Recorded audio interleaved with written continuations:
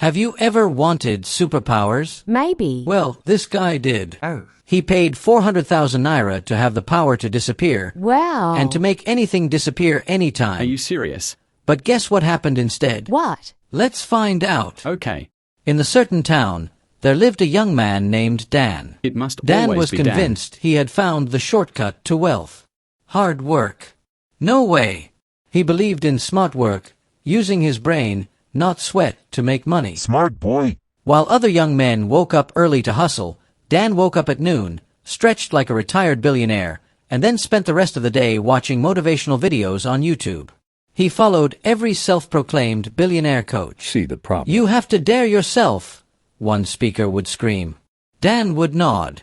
"Exactly. Dare yourself. Dare yourself. That's it." Another speaker would roar, "Learn to use your brain. Think smart. Riches isn't gotten from hard work, but smart work." Dan would punch the air. "That's my role model talking." Taking notes like one devoted student. Serious student, well He done. was sure that his life would soon change forever, having wealth and power. But little did he know, the only thing changing was the balance in his account, by 400K less. He had heard about 3 legendary men who ruled the world with special powers. Chief Mike, who could turn anything into money, even stones. Lord Johnson, whose words were as powerful as juju, he could collect a man's house with just a smile. Sir Austen the Beloved, who was so loved that people showed him favor wherever he went. Dan wanted to be like them. So, he made up his mind. If these men got their powers from a native doctor, then so would he. Dan went to the town elders, pretending to be on a deep spiritual journey. "My fathers," he said in his best wise man voice, "where can I find the most powerful native doctor?" The elders looked at him suspiciously. "Why do you seek such a man?"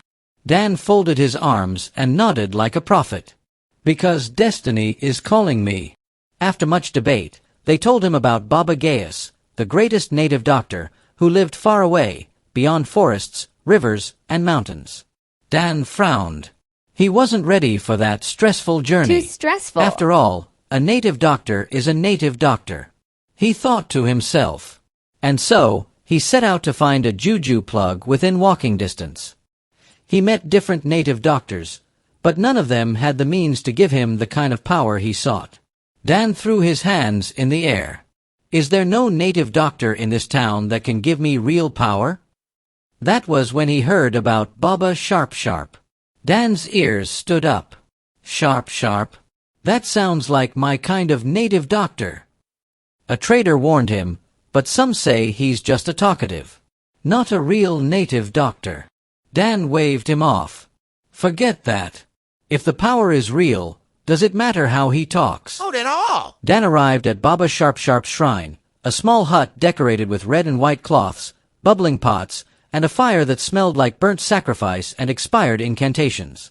Baba Sharp Sharp, a short, round man with a long beard flowing like a river of wisdom and an even longer list of lies, grinned when he saw Dan.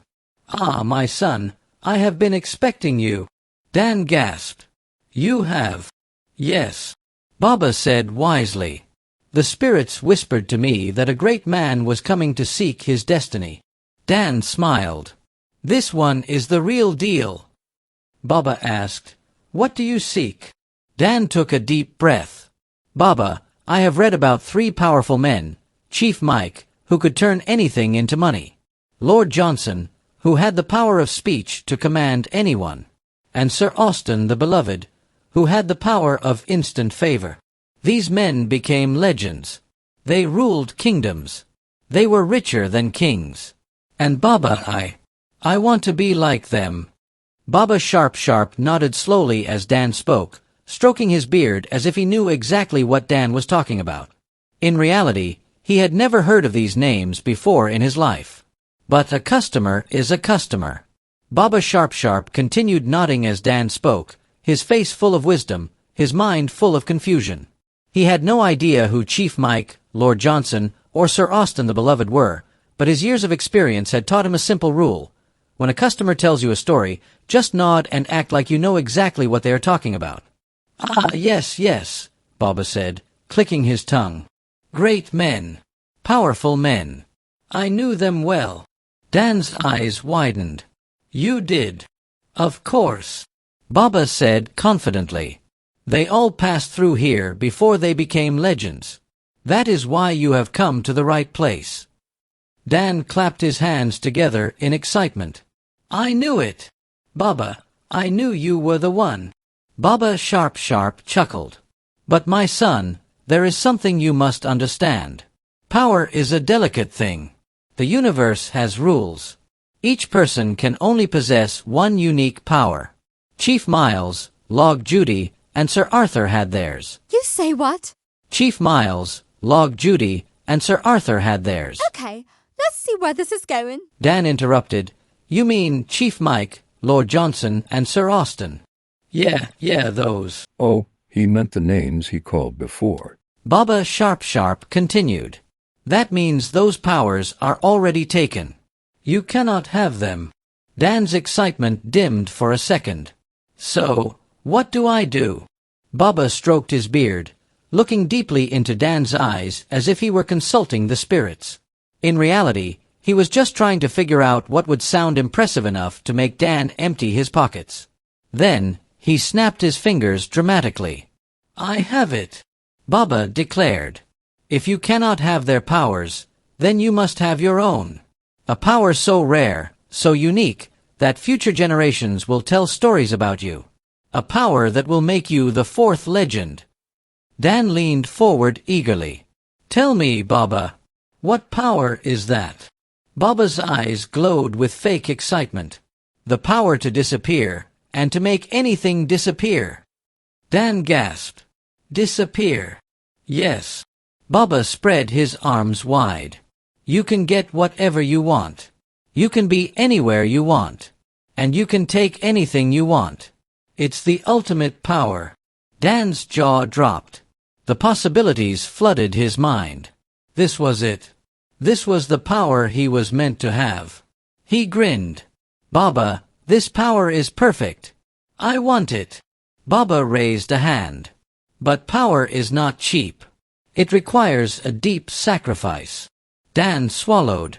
What kind of sacrifice? Baba rubbed his fingers together.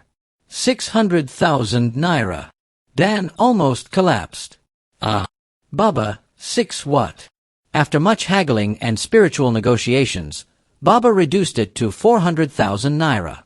Dan beamed. Baba, you are wise. I'll bring the money. At this point, Dan was overjoyed. He could already see himself vanishing in and out of places, collecting bags of money. But before we find out what happens next, let me ask you something. Are you enjoying this story? If yes, then do me a favor. I'm on a challenge to get at least 50 new subscribers from this video. It's free, it takes just 1 second, and it encourages me to bring you more funny stories like this. So go ahead, hit that subscribe button now, and let's continue. Back to the story. But as he left, reality slapped him.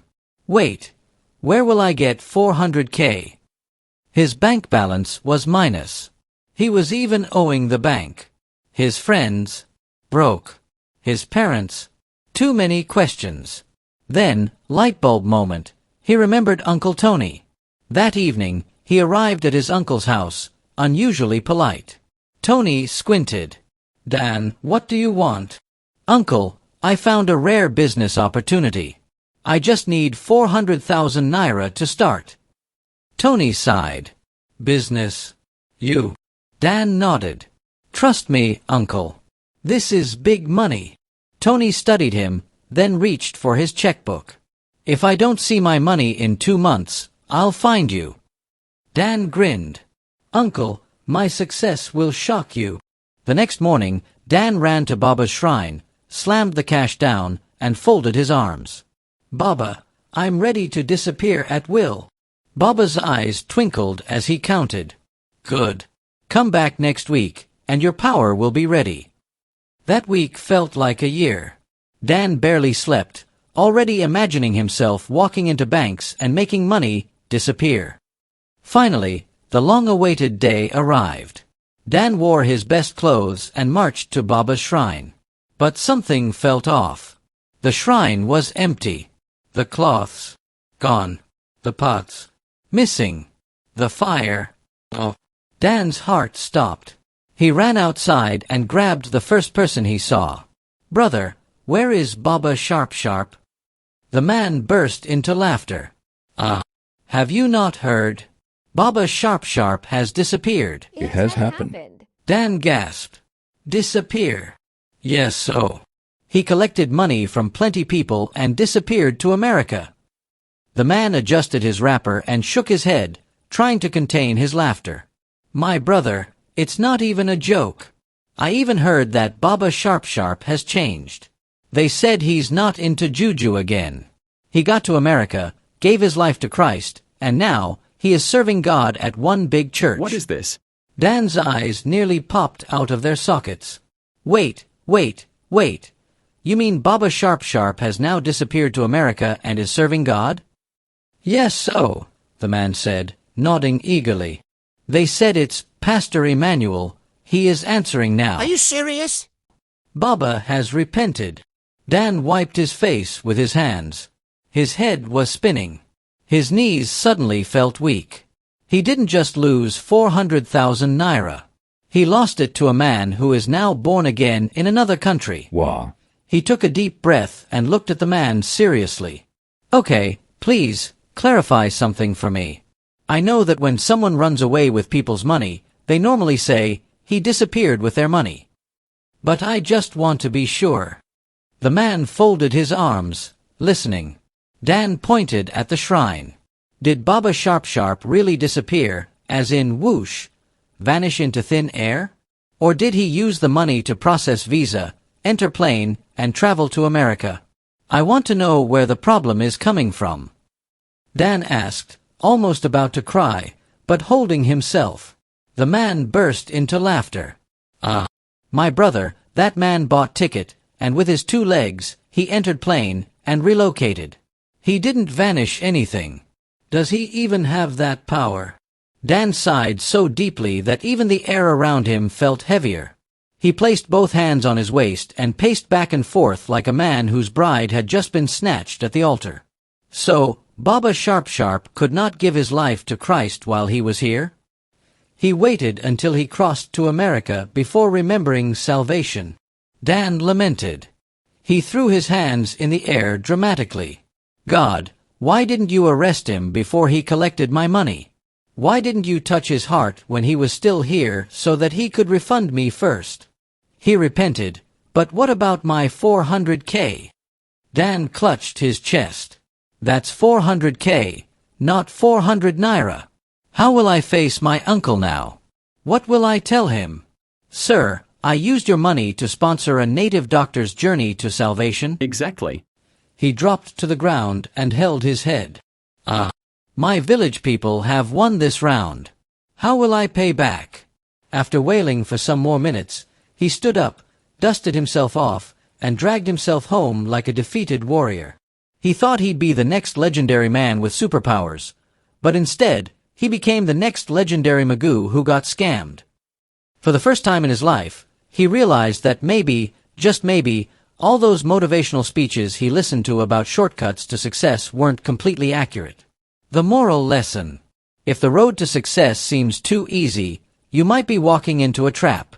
True wealth and greatness come from patience, effort, and wisdom, not shortcuts and blind risks. And also, before paying for the power to disappear, make sure it's not your money that will vanish first. What lines in the story made you laugh the most? If you enjoyed the story, hit that subscribe button. Let's hit that 50 subscriber goal together.